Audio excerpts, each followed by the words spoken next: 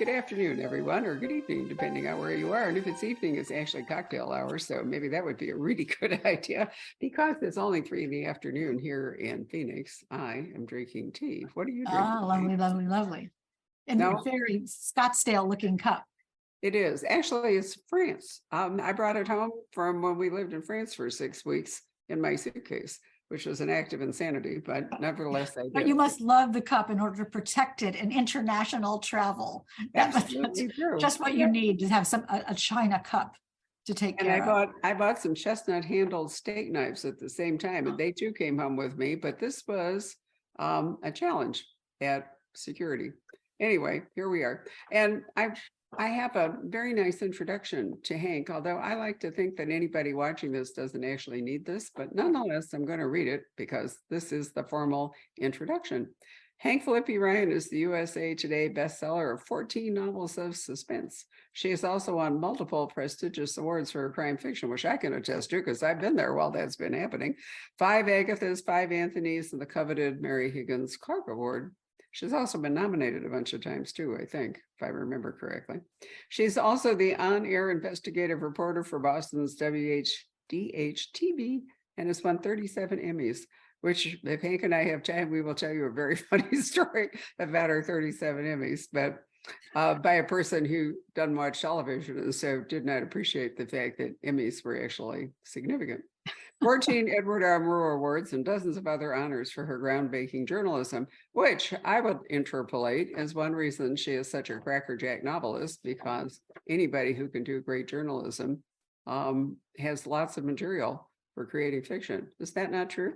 Well, that's a very perceptive and wise thing, as always, as you always are, Barbara. But I do think that it's journalism is looking for a story. Journalism is searching out a story. It's also being able to work on a story without really knowing what the ending of it is, because if you knew the ending, it wouldn't be new.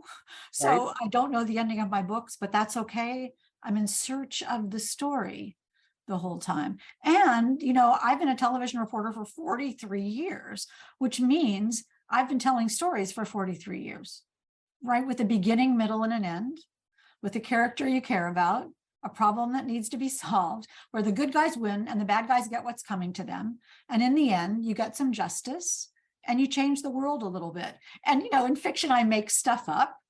And in investigative reporting, I clearly don't. But it is the same rhythm. It is the same pace. I don't want you to turn the channel when my stories are on. And I want you to miss your stop on the subway when you're reading the books. It's the same, it's the same combination of entertainment and enlightenment and education and life-changing storytelling. And so it's very similar. It's very similar. Similar. I love your alliteration. That was really good. E after E after E. You gotta love it. But I guess my thought was, because I've been talking to a number of people lately for various events about what sparks off the idea for a story.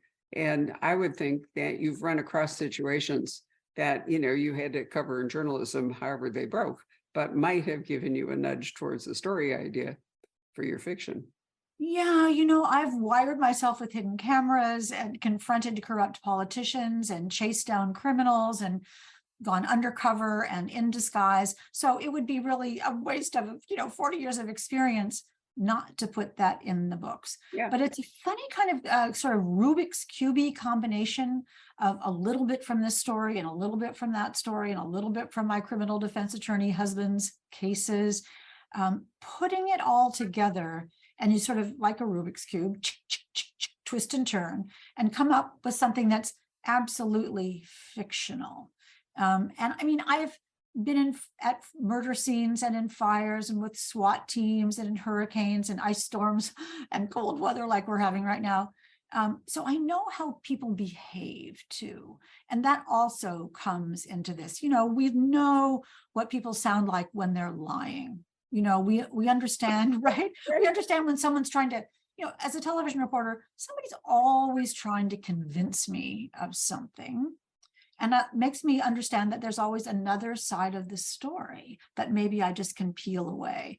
So again, all of that goes into television. The house guest isn't from a real story, though, I have to tell you. It's Well, I from, hope not. well, it's from real life, which Yeah. is not a story that I covered, but someone that I knew, this wonderful woman, I mean, smart, successful, savvy, had a great job, brilliant career, happily married to this guy. And every morning she would go off to work and send him off to his job as a, whatever he was, accountant or insurance person or whatever. And everything was just fine. And those people, like, the next big sale is just around the corner and the next big deal is just about to happen. Those people. Right. And she would come home and be all supportive and wonderful. And it went on for several years until the police came, to their door. And he had never gone to work at all. He had never, the job was imaginary. And he had been home doing illegal things, which we shouldn't even discuss, on the computer all day. And she had no idea. She just didn't know. And it made me like, then during the pandemic, I'm sitting right here at this desk writing. My husband, Jonathan, has commandeered the breakfast room as his law office. And so he's in the breakfast room lawyering. And it made me realize that even though we're a room or two away from each other, we really don't know what the other one is doing. My husband is a paragon, and he's lovely and he's brilliant, but he's not doing anything untoward, but he could be. And from his point of view, I'm supposed to be in here writing my next book, and that's what I tell him that I'm doing. But, I could be typing all work and no play makes Hank a dull girl, like in The Shining, all day, and he wouldn't know. So I started thinking for the house guest, how much do we really know about that person who's on the pillow next to us? How much do we really know about what they're really doing? And that was sort of the impetus for the house guest. I mean, we say when things happen, in the Madoff case, oh, she must have known, she's not paying attention. But I learned in my research, and we can talk about this, that most women involved whose husbands are doing something untoward just don't even know until the police come. That came up, I think it was last night, talking to your friend, Deborah Goodrich Royce, about psychopaths and serial killers. Or it might have been the night before, but I think it was Deborah. You have such a fun life. I kind of lose track, but anyway, one night, okay, and the question arose, as it often does, is, why wouldn't the wife have known that her husband, was a serial killer?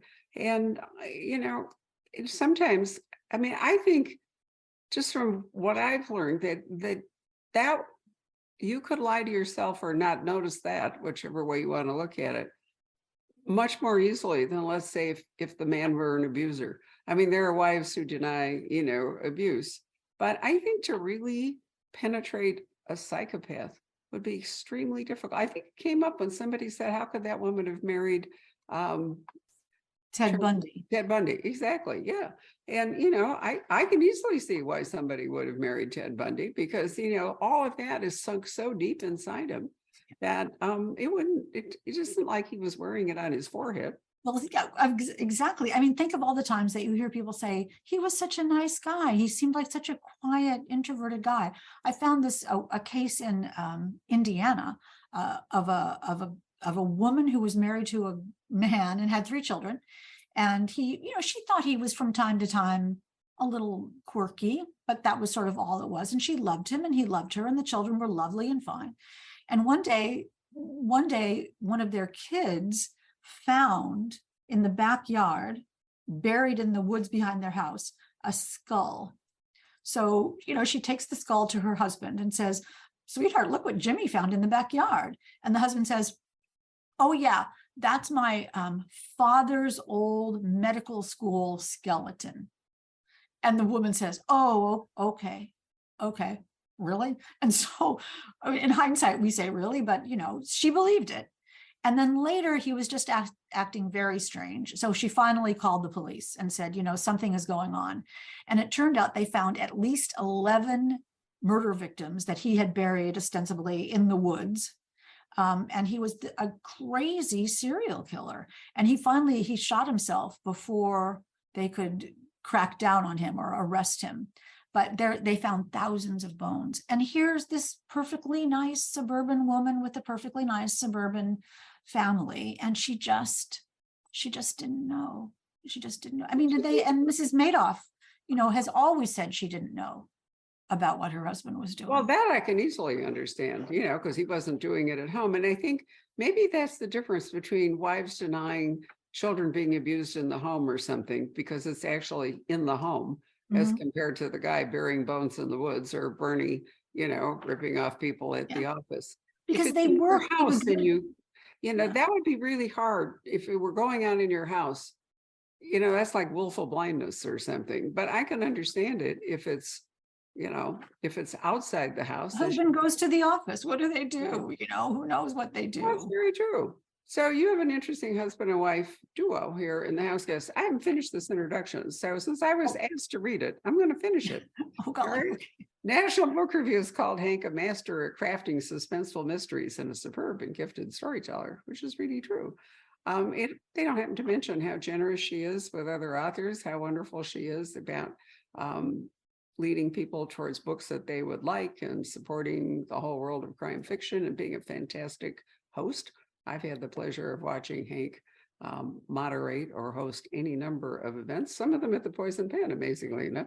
Do you remember Ian Rankin? Do you remember the incredible speech that Ian Rankin gave when we had that event at the Biltmore for Ian on the occasion of his 30th birthday? And you and I stood over on the side and cried. It was so amazing. Cried about how he wrote his books, and how what his hometown meant to him, and about how he had grown up on literature. And it was genius. It was brilliant. It really was. It was one of the most inspirational things I have ever listened to. So Hank and I have had a lot of experiences together doing things like that, but she's way better than I am at actually hosting things. So kudos to her. She's been named her novels rather have been named Best Thrillers of the Year by Library Journal, New York Post, BookBub, Pop Sugar, etc. And now we get back to her current book, is The House Guest. So I didn't want to waste it, since I actually printed it out on request. Thank you. That's why I did it. You're entirely welcome. And I'm sure that I don't know if there could be an audience that actually needs an introduction to you. Do you think there are? Oh my golly, I think that most everybody needs an introduction. I'm always enchanted to meet new people. And at every event, there's someone who I've never met before, or I've never seen before, who just came in with their friend, and it's new. So, we've been friends for so many years. I mean, almost 20 years, I think. And so we know each other, but I love that the community changes and grows. So I'm always very pleased when someone reads my introduction. So thank you. Plus, it's reassuring to hear, on the days that I have a bad writing day and I think I have no idea what I'm doing, I'm never going to be able to write another book. And I hear something like that. And I think, okay, well, it's worked before, so maybe it'll work again. It's really hard to imagine you with any breach of confidence, but in any case, and you do magically write book after book after book, which are amazing. I have to say that I was running short on time due to the amazing cleaning efforts that I've been making in our annex. But I reread the end of this book, which unfortunately we can't talk about. And I thought, how in the world did you ever keep all the moving pieces in this book moving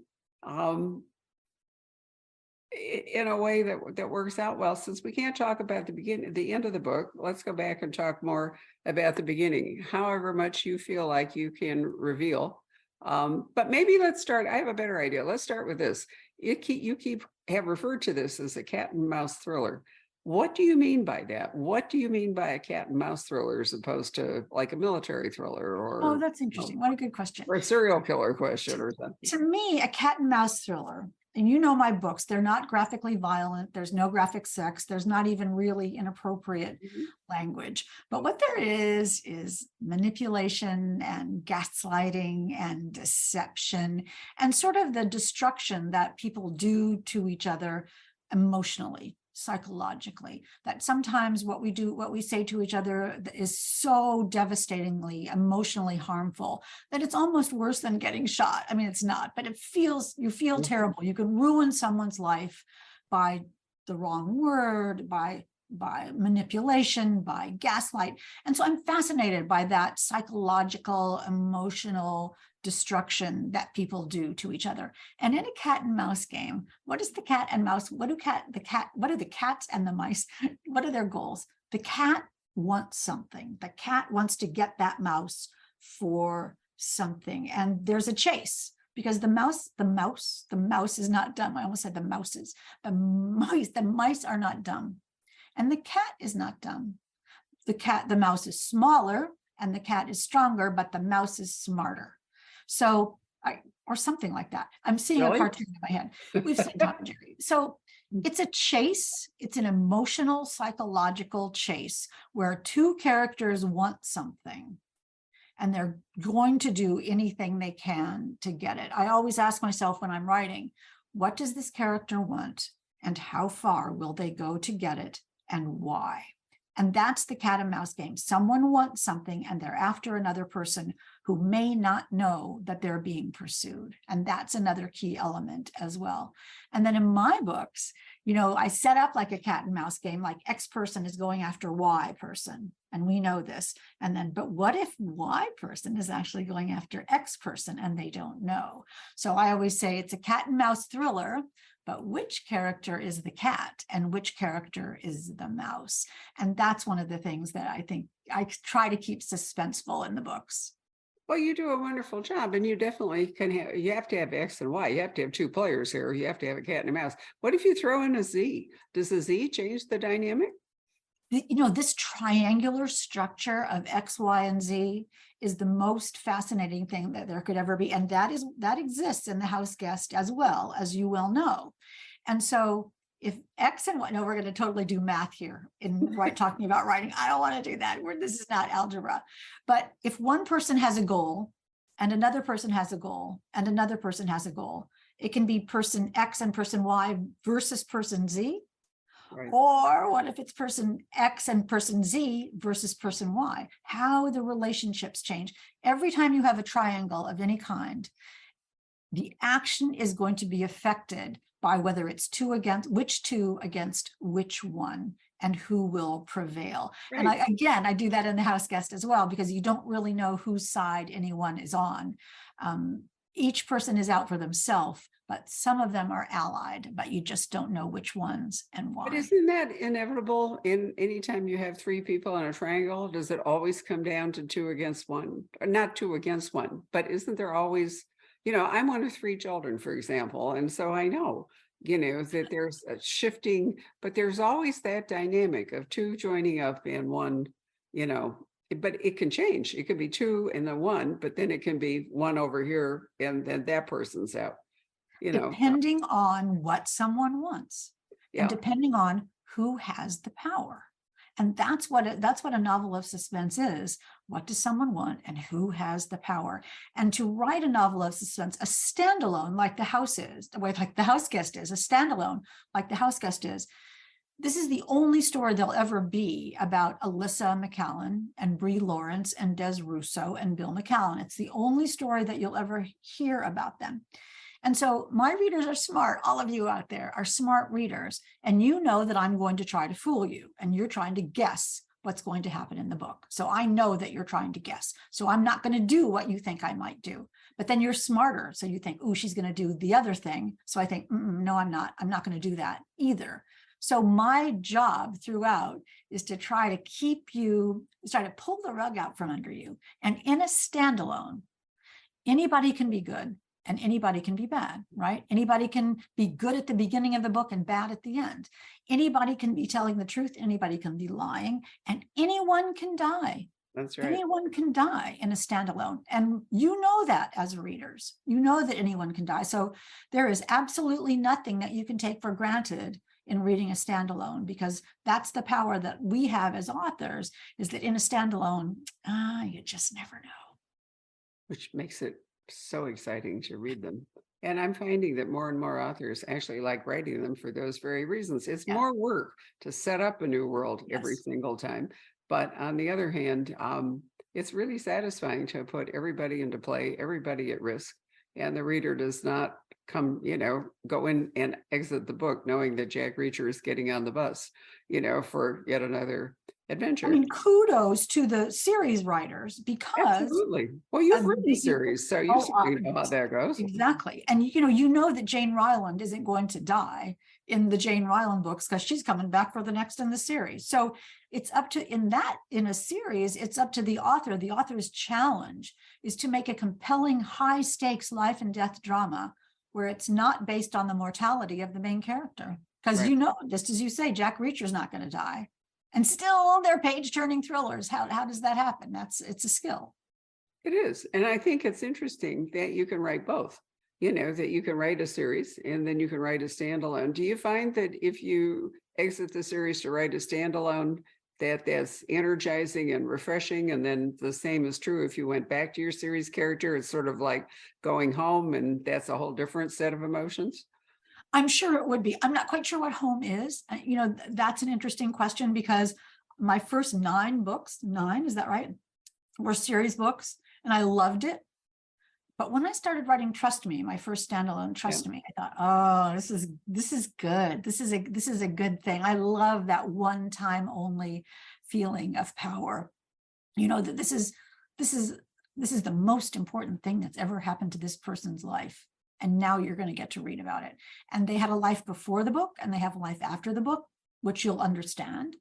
But you're going to get to know just the good part. So I'm pretty comfortable with that. If there's ever comfort in writing, I'm not sure there ever is comfort. Yeah, but I think you like challenging yourself. And so, comfort is not going to be part of your skill set here. Let's talk about the character here, because while we can't talk about how it all comes out, we can at least talk about how it starts. So tell us a bit about Alyssa. Well, Alyssa McCallan is the star of the story. It's one point of view. It's only Alyssa McCallan's point of view. And when the book opens, Alyssa is incredibly unhappy.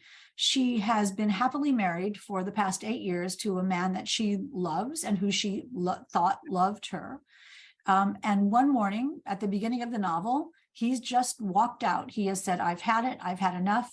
I need a break. And Alyssa's like, you need a break? Like you can put me on pause, like I'm a video. And he leaves her and he threatens to take the house, and he's affluent and powerful and tough and really manipulative. But he's sort of benevolent. He runs a charity organization. And he's also got some inheritance, a lot of inheritance. So Alyssa McCallan, hardscrabble beginning, winds up being married to the powerful, manipulative, but affluent and loving Bill McCallan. One day he walks out and leaves Alyssa alone. She's without money now, potentially. She was without a house now, potentially. And Bill has taken all the friends. And what is she going to do? She's terrified and bereft. And she's also a little nervous because even though she's living in the house by herself, she suspects that Bill has been coming into the house when she's not home, just to let her know that he always has the power and he's always in charge. And just when Alyssa thinks all is lost, and this is chapter 1, just when Alyssa thinks all is lost and she really needs a friend, she finds a new ally, a kind of seductive new ally, a woman who has problems of her own. And the two of them decide that maybe they can solve each other's problems. So I guess the tagline would be, in a divorce, one spouse gets all the friends. What does the other one get? If they're lucky, they get the benefits. So people have called this Gaslight meets Thelma and Louise via Strangers on a Train. And if you think you know what that is, you might, but don't forget the gaslight part. So who is gaslighting who? And that is the house guest. I love it. Those are 3 amazing movies, all lined up there to describe a book. But, basically movies are storytelling just like novels are. So it makes perfectly good sense. Do you think, you compared these to movies because movies have such a wide appeal? More people watch a movie in general than have read a book. Isn't that interesting? Well, and I do think that some of these really, truly classic, iconic movies bring us together. I mean, we know what Gaslight is about. It's about a husband trying to convince a woman, that his wife, that she's crazy, that she's completely losing it.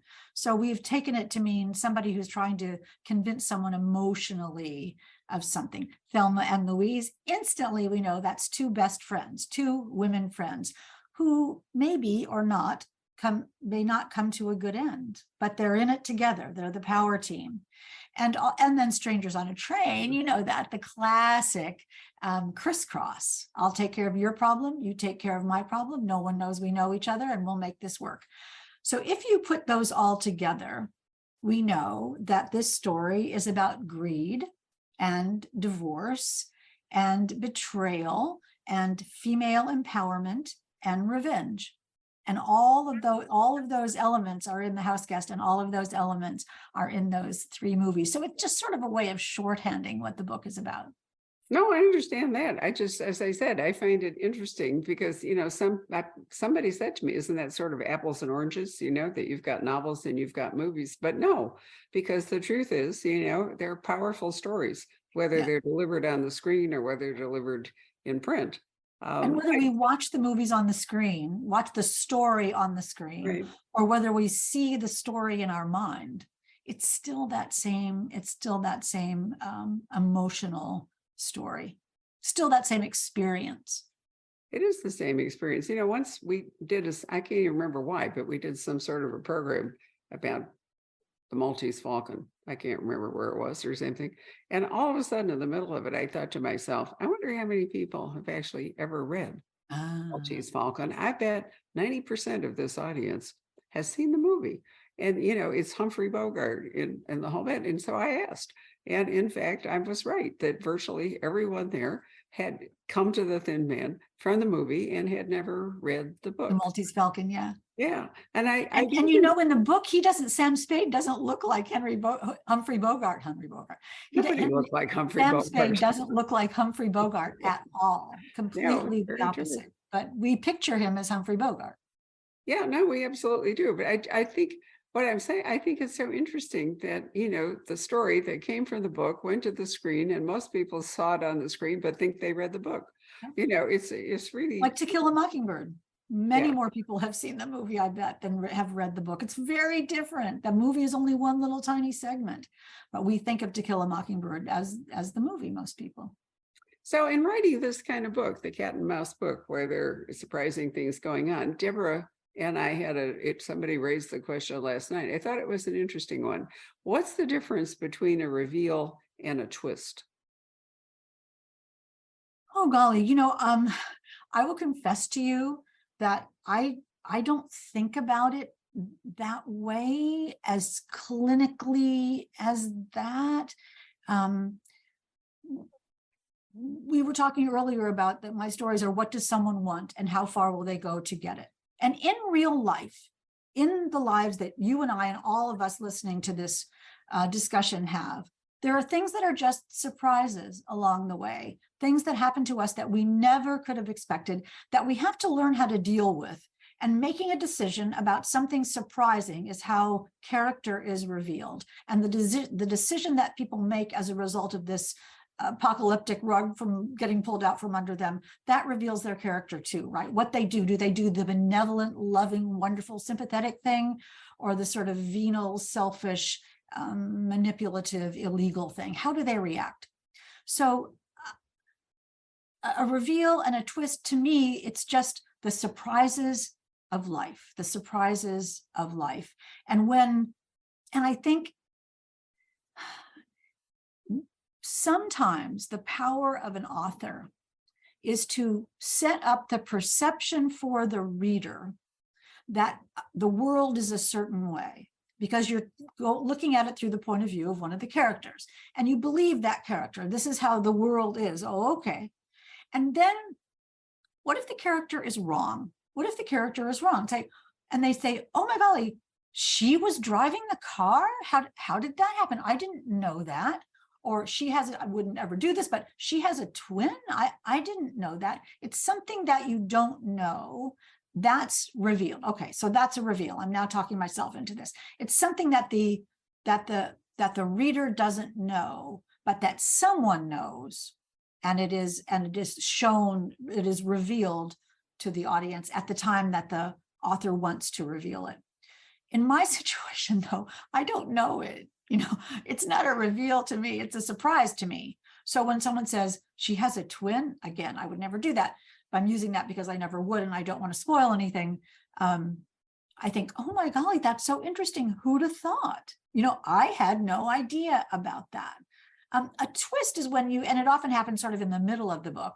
A twist is when you take everything you ever thought you knew that was real in a novel, and you just make it be something else. That the good guy is actually bad, haha, and that's a twist. It's a very unexpected reversal or change of the entire structure of the novel. In Right, which Gone I think, Girl talk is a about twist. movies. We were agreeing that Vertigo is an excellent example of that. Everything you thought you knew was going on in Vertigo. And Wasn't Gone Girl, Yeah. totally pulls the rug out from under you in the middle of the book. Is it the Claire McIntosh book, I Let You Go? Yeah, Where that there's is her book. Yeah.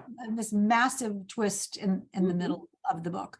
And lots of books have those now. It's almost, you can sort of look at page 200 and see where the change, that twist is going to come. And I do think, I always worry when someone says, "Oh, there's this big twist." And I think, don't tell me that, because now I'm going to be reading the book in Right, expecting it. assuming, looking for it. Well, I mean, I think that it's a nice distinction. I really do. A reveal is okay.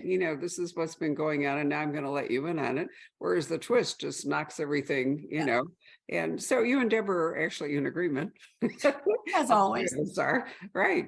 Well, I know you've talked to her, so I thought it was maybe it was something you discussed. No, we've done several events together, I and know. she's lovely. Reef Road is really great, and Mhm. we sort of had a meeting of the minds. I think we're sort of similar and had a similar trajectory and similar passions. It's she only lives a couple hours from me, so Right. Well, and she has a background in theater and is, as an actress and so forth, which is not the same as being an investigative journalist, but nonetheless is one where she's used to telling stories in a different media. yes, So, so I think, and you're both blonde besides. So sort of. there we are, Some right? days. Indeed we are. So you have spent an incredible amount of time doing virtual events and now live events with other authors. You are so supportive of the writers community. How do you feel about being back out live?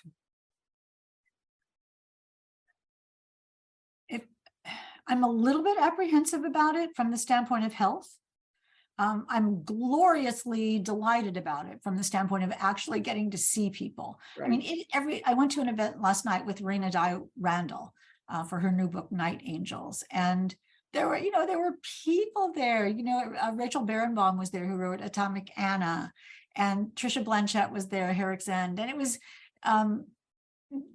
I've seen these people, some of them, actually, I had never met any of them in real life. Really? I felt that I knew them from seeing them in these little square boxes on Zoom all the time. And so it almost brings tears to my eyes to see the people in real life. And I know on this tour, I'm coming to you at the end of August, and there'll be people that I have met online and in these Zooms who I feel as if I really know, and I'll never have seen them in real life until you bring us together. And so that real life meeting is as astonishing. But I can tell you, I'm packing for the book tour right now.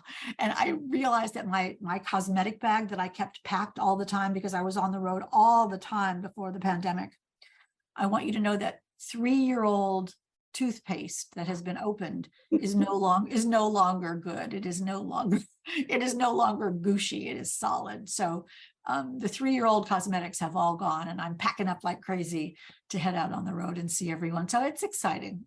What do you think? Exciting. I have the same reaction. Part of me worries, and part of me, has. But Zoom is a peculiar intimacy in that, since you can't see anybody, sometimes I feel that Zoom conversations have a degree of intimacy. It's really hard to do when there's an audience there. And this reminds me that I have been remiss in saying that Hank and I are having this conversation today, Friday, February 3rd. But in point of fact, the house guest does not publish until Tuesday, February 7th. How did you do that, Barbara? How do you always get ahead of everyone? It's quite amazing. And I'm so pleased. Look, this is the real book. And that was my next point, which is that Hank actually has in her possession right this moment our books, because they went shipped to her, and she's thoughtfully signing them, and they will ship to us on Monday. So they won't make it quite on Tuesday, but it will be close enough. And, the answer to your question is, Hank, that if you were here physically today, Friday, they wouldn't have let us do it. But because we were on Zoom and the books, we're not handing over the books before your publication date. The fact that we can have a conversation is a whole different thing. You have to distinguish between a live event where people expect to pick up the book and take it home, and a Zoom conversation. We could have actually done this like 2 weeks ago, and it wouldn't have made any difference in terms of the physical book. And it does act, I think, to encourage people to pre-order, or, the other thing I really like about Zoom, and not every bookseller would say this, but we sell enough books that we can actually say this, is there are plenty of fans who are audiobook fans, or they're digital fans, or they don't live in the United States. Yes. And those people, otherwise, if we weren't doing it this way, really wouldn't get to see you, wouldn't get to have a conversation, wouldn't be interested in the book. No, I don't mean I that. agree with Wouldn't you, be totally. interested in, talking about the book. So there's a whole, I don't want to say charitable, because I don't think that's the right word. You're the wordsmith. Tell me what it is. There's a whole sort of thing that happens with a conversation like this. They can't happen if it's you and me and whatever audience actually showed up, as though it were a play on Broadway at the It bookstore. makes it be international. It makes it be inclusive. Mhm. People don't have to get up and go anywhere. So it's actually, frankly, easy. You just click on Poison Pen Bookstore, and there is the next wonderful There we person that are. you'd like to hear about. And it's easy enough to get a book from you. That's one-click ordering as well. So it's the best of all worlds, and you can still go make dinner afterward. Well, that's true. I mean, that's why we stream all our events from the bookstore, which in some ways is self-defeating in terms of audience. I was there Tuesday. Patrick did an event Monday night, and Tuesday there was a couple that came shuffling into the store to pick up the book for Monday night. And I sort of looked at them, and they said, well, it was cold, and we were in our jammies, and we thought, why should we go down? Why should we get dressed and drive all that way when we can just sit down here in front of our smart TV and we can watch and then we'll go pick up the book. And I thought, you can't really beat that dynamic. Nope, that's a service. That is a benefit and a service, and it's all outreach, no matter how it is. And then they get the joy of listening to the author and to you, and they get the book when they want it. It's sort of But they on also got demand to watch everything. it when they wanted to watch it. I said that to Jane Harper the other night. I said, you'll be really surprised, because there might be only 50 or 60 people actually online while we're having this conversation. And by tomorrow, it will have jumped up to a few hundred. And by the day after, it will jump up to 1,000. And, I find that so interesting that people come to it when they have time for it. Do you know that the podcasts that we are doing from these events have had 206,000 downloads? Think about that, that's another whole way that people can experience time with an author. They don't have to sit in front of a screen. They don't have to come down like tonight. If you were doing an event in Boston tonight, how many people do you think would actually show up? Zero. No, you know what? They're saying, and this has actually happened to me. I'll tell you this in a minute. But if I had an event in Boston tonight, if you and I were in Boston tonight, the governor has said, don't go outside. Don't go Great. out. And so, great, that would not be the best. I'll tell you very quickly, I did an event in a bookstore in Newton, my hometown, my town that I live in now, years and years ago, in person, with Catherine Hall Page. Catherine Hall Page. You all know Catherine Hall Page. Very well. There was a blizzard. There was a snow emergency in Boston. It was a blizzard. So I called the bookstore and I said, you're canceling, right? Because the governor's saying it's a snow emergency and not to drive. So she says, oh no, our patrons walk. And I said, well, yeah, but it's a blizzard. They're not going to walk. They're not going to walk in a blizzard. And she says, oh, yes, they will. Yes, they will. So, okay. So my intrepid husband takes me to this place, in violation of every law in the universe. Catherine Hall Page and her husband came. We're sitting there. And 3 people came, 3. And I thought, well, all right, we're going to just do our best book talk that we've ever, these people are going to be lucky. They're intrepid. They went. And it turned out that one of them had just been walking down the street and happened to see it and was freezing and came in. To get warm. to get warm. Yeah. One was a 14-year-old kid who wanted to give his 800-page manuscript to Catherine because he was going to be the next child author star. So he sat through this whole conversation that he had no reason to care about, only because he wanted to give his manuscript to Catherine. And the other one was this woman. And I thought, I know her, I know her, I know her.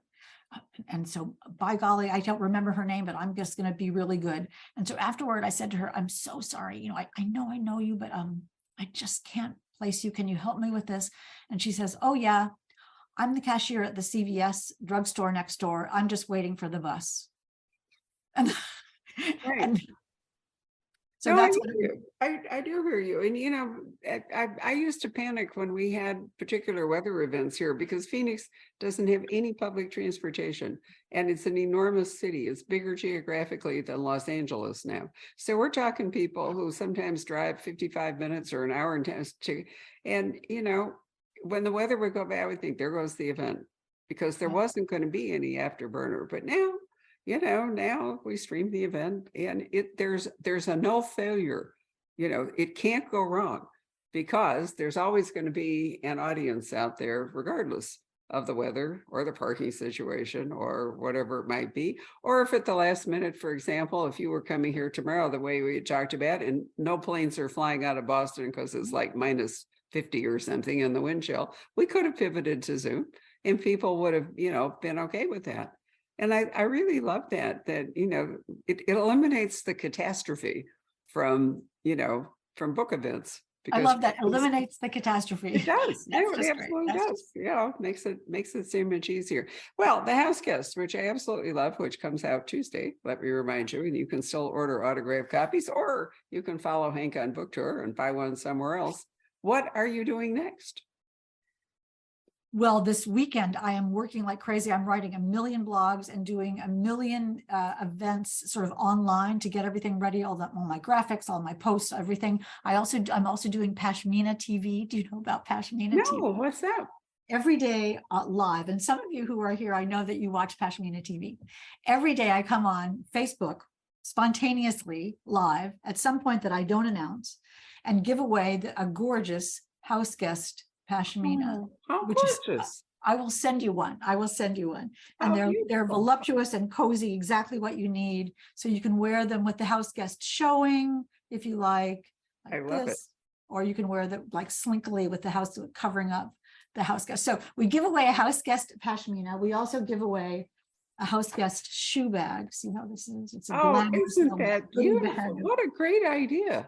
Because you need it if you're a house guest, right? When you're a house guest, you're always too cold. So I do Pashmina TV. I don't know how it got to be named Pashmina TV every day on Facebook. And then Monday I have online events. And then Tuesday I have my first real life event here in Boston. And then I go on the road to Wake Forest and Greenville, South Carolina, and Vero Beach and Atlanta and and all over the country, and with new toothpaste and ready to go. I love it. So I mean, I'm really thrilled with the reaction to the house. You should be. Yeah. Library Journal Star says it's binge worthy. Yeah. So that was wonderful. And Publishers Weekly said Ryan is a master of suspense. So I'm getting a t-shirt made with that on I think you should. Although you remember the word stellar. Stellar was the buzzword from your last book and your last Exactly. Yeah, I love that. So I can say, because I have actually read it all the way through, that you really do actually have to read this book to the very last page to figure out what happened. I mean, it keeps turning. I was fascinated. That's why I went back to review it, because I thought, you know, maybe it's so frustrating to actually talk to authors about books like this before or right when they publish, because some of the stuff you really like to discuss, everyone will hate you if you do, because you'll completely ruin. Well, I can tell you, you know, there was something on Facebook that said, can you describe your book in 5 spoiler-free phrases? And I figured that out. And that is a gorgeous house on Cape Cod, a shocking divorce, a sympathetic FBI agent, an emerald necklace, and a new best friend. Very nice. Do you get it from that? Do you get it from that? Oh, it certainly makes you want to read it. I hope so. My total goal. It's interesting because I worked, you work on a book for a year. I worked on this book for a year and I had no idea what was going to happen. I had no idea who was good and I had no idea who was bad. And I just, George R.R. Martin calls my kind of writing a gardener, because you plant a seed and you cultivate it and water it and work on it, and then you see what grows.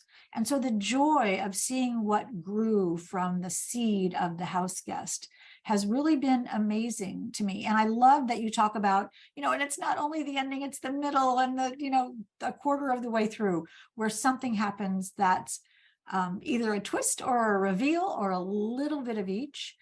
And I want to tell you that it was just as surprising to me as it is to the reader. And I hope it will be to the reader. And it's quite wonderful. And then this precipice of here we go. And I hope people love it. And so I'm very grateful for your kind words. Years ago, Minette Walters and I were having a discussion at the Poison Pen, and she said something I often quote, and I've always remembered, in which she said, the end has to be as good or better than the beginning. And the truth is, it's very easy, to come up with a shocking opener or, dynamite, whatever it is, but to actually finish it is hard. And I think in this case, you did it. You really did a great job. It truly delivers, the beginning. Well, you'll find out when you get to read it. But let me say that I didn't ask my last question quite correctly. Are you working? Oh, I love asking you this because I know the answer. Are you working on another book, Hank? Oh, am I working on another book? Yes. And I just sent in last week. I sent it in. And I'll tell you, I even sent it in with an ending. Sometimes in the past, that ending, because I need to stick the ending, and it's really hard to do. You're so right.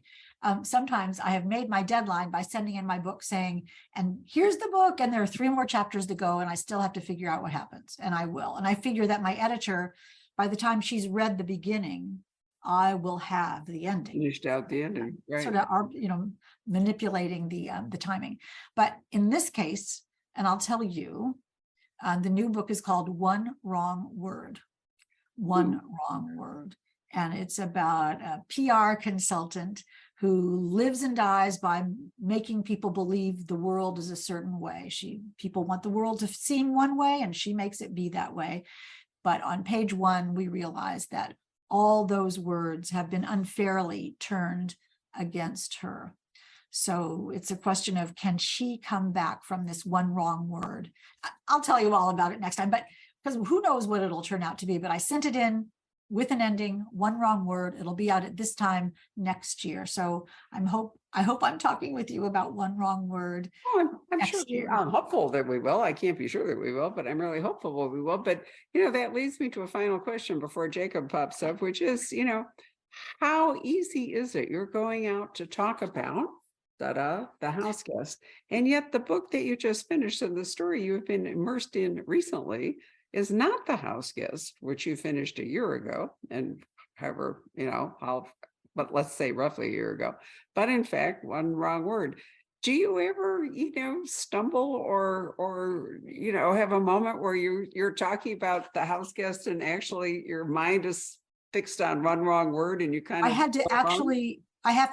had to actually physically, emotionally set my brain to talk about the house guest and sort of tuck One Wrong Word and all of its characters away, because you're so right. So many writers, you understand this so perfectly. One Wrong Word was my top of mind book. Exactly. And so I had to sort of tap it down and bring back the house guest. We know our books so well. I mean, if you gave me a manuscript of the house guest right now and you changed one word of it, I would say, I didn't write that word. That's not how I wrote it. I know it so intensely, perfectly. But once you write another book, your brain cells are sort of filled up with the other one. So yeah, great question. I'm gonna wrangle my way back to the house guest though. And the more I talk about it, the more I think, oh yeah, that was good. Oh yeah, I like that part. You know, the scene in the country club is one of my favorites, and the scene on the patio in Cape Cod is another one of my favorites. So when I think about those again, and when I hear readers refer to them, I think, oh yeah, that was actually pretty good. So I love it. I Was, do but love you it. know, years and I mean, you know, this is my 33rd or some 34th year of doing this.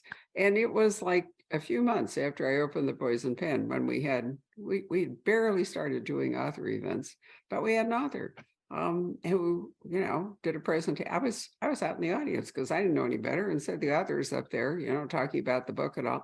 And people asked, and I saw this sort of deer in the headlight moment come over the author, and I thought to myself, he doesn't remember.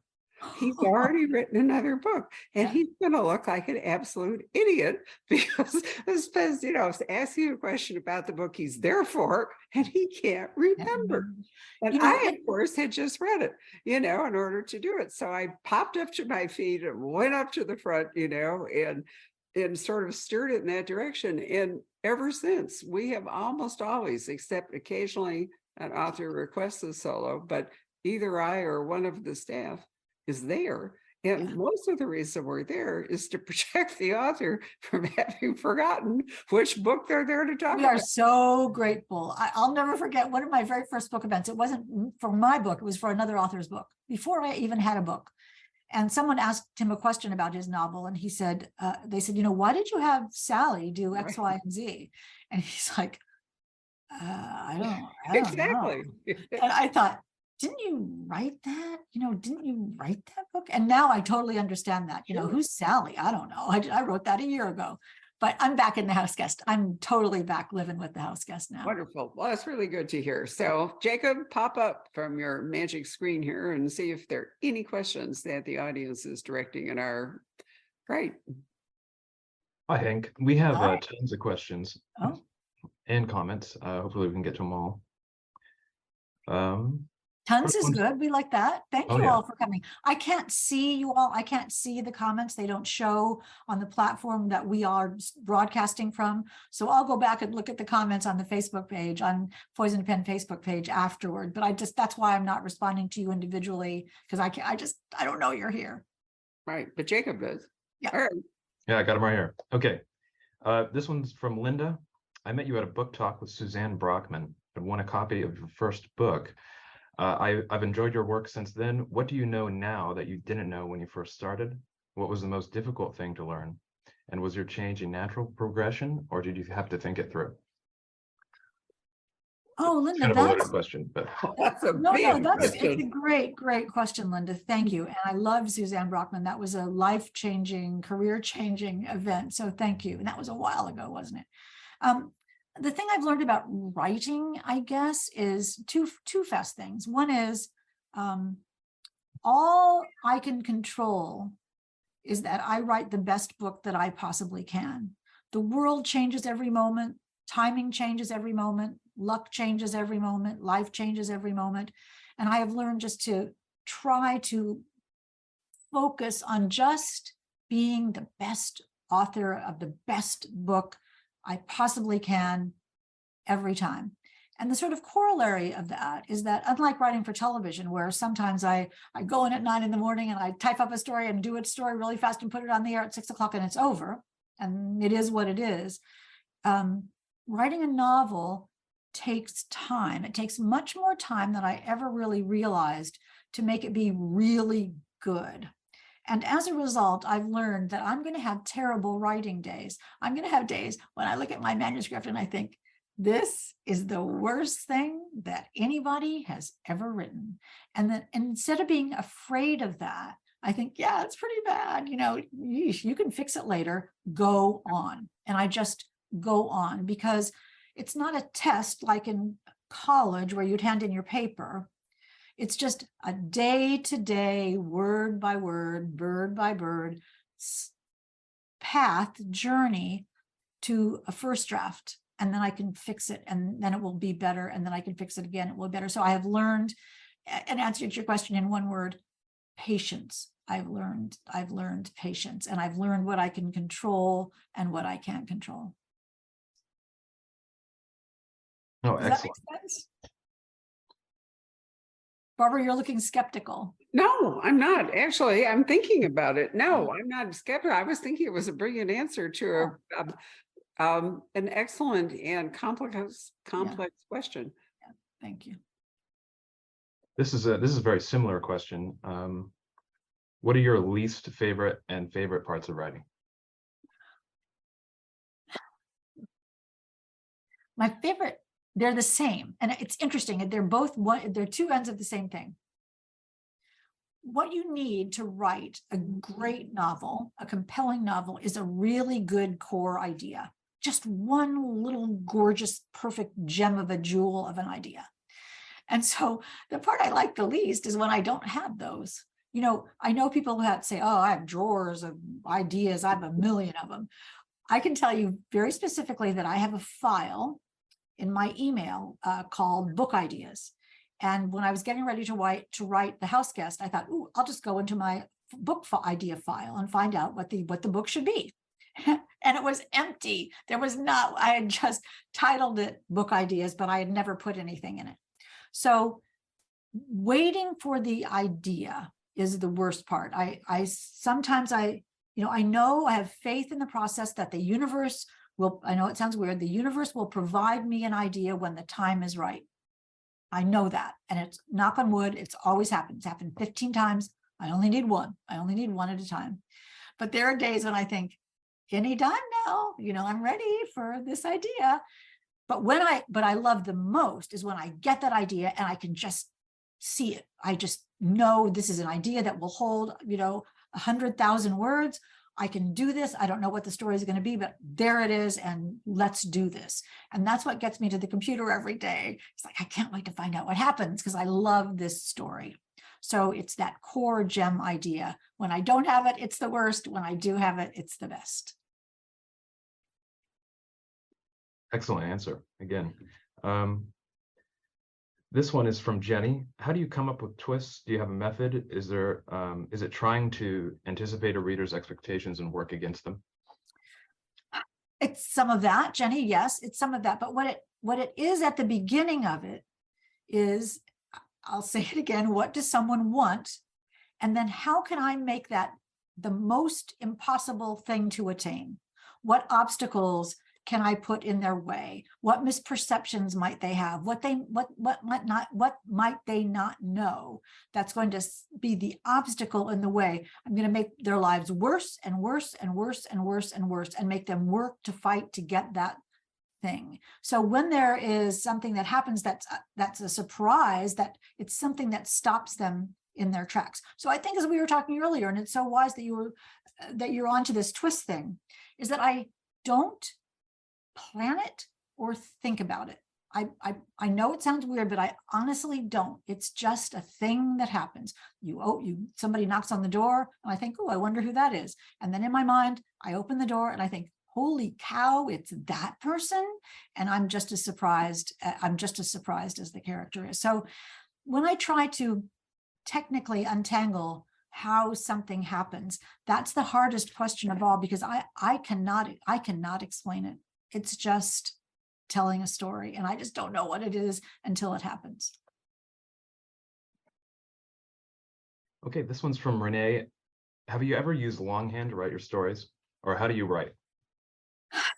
If I wrote in longhand, I would not even be able to read it. I mean, I would not even be able to read it. After all these years of being a reporter, I write really fast. I can write really fast, and I can read about half of it, and just as long as I get about half of it.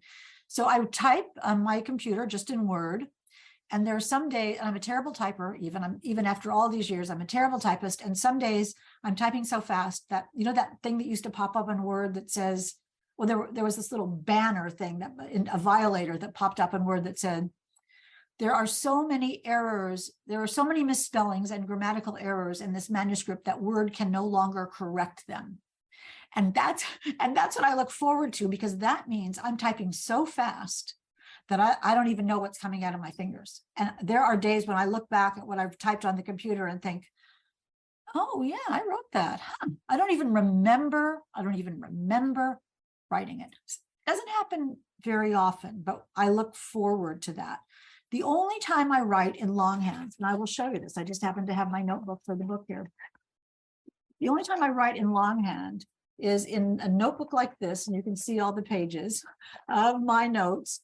When I need to think what needs to happen or what somebody's motivation is, or, and I remember in one scene, I had someone come home and there was something on the door, something taped to their door. And I thought, oh, wonder what that is. It was an envelope. I wonder what's in the envelope.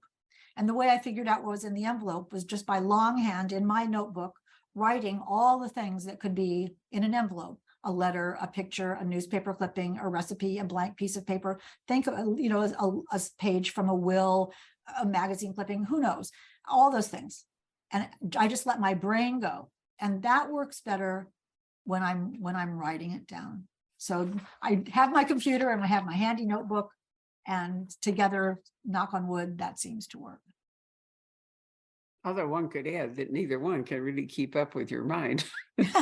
You're racing so fast. I mean, but I think that is people who have bad handwriting. Very often that is the problem. Your brain is just so, I think a week ago Sunday, I had a little cheat sheet from the American Bookseller Association about this is a day so you can do some marketing thing. And I'm reading along, and it was National Handwriting Day. So I wrote to everybody because I was writing one of our e-newses, and I said, today is National Handwriting Day, and I'm typing to you because my handwriting, I can't celebrate National Handwriting Day because my handwriting is completely illegible. Even to me. I know, why is it always the most important word? Don't forget to, and you think, oh, why I can't get that right. I honestly get emails from readers sending me photographs of books I've signed, and they say, can you tell me what this says? Because I can't even read that. So sorry. I hear you. Right. Anything else, Jacob? Yeah, one last question, Hank. How are you going to celebrate your publication date? Oh, golly. I mean, I'm going to celebrate my publication day by just being so happy that it actually happened.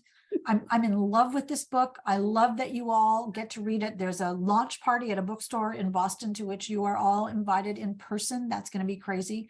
I have to get up at I want to say 4 a.m. to make my plane to go to Atlanta. So I fear that the actual celebration of Pub Day will come a little bit later when I'm finally home with maybe a little champagne and a little celebration. It's quite a moment, I do have to say, on the day that the book comes out. It always brings tears to my eyes because it was so difficult to do. And the whole thing is just so unlikely that my 14th book is out. So I don't only celebrate on launch day, I celebrate every day. It's just amazing to me all the time. But I wish you were here to celebrate with me. Well, I wish we were too. But on the other hand, we've had this wonderful conversation together. And thank you, Jacob, for facilitating it. I want to thank everyone who has taken time to watching it, whether you're watching it now live or whether you're going to watch it later. You can also recommend it to people, can watch it on YouTube, and eventually there will be a podcast. So that's all very exciting. And Hank is, as I pointed out, autographing our copies of The House Guest at this very moment. Well, not this very moment, but very shortly. In about 2 minutes. This very moment. And they will be winging our way to us. So I have read Hank's books all these years, and I have admired and enjoyed many of them. But I think this might actually be your best book. Thank you. I always give 100% to every book. I know. And my goal is to get better and better and better. So thank you. But you said a really true thing, which is that you can write the best book you can write at the time that you write it. Yes. And what's wonderful is to see a path where your best book can be better than your best book before and can be better. It's nice to be on an upward path and not a level path, or even worse, a down path. So I think The House Guest definitely is a up path. So congratulations. It was really a pleasure to read it, Hank. Anyway, goodbye, everybody. Enjoy your weekend, and thanks for joining us. Good night. Night, everyone. Thank you. Thanks, Jacob. Thanks, Barbara. Hello. We hope you're enjoying our programs and podcasts with authors. we'd like to expand them, and your help would be appreciated. Please make a donation at poisonedpenfoundation.org. 100% of the proceeds will go to help connect authors with readers in this difficult time. Thank you.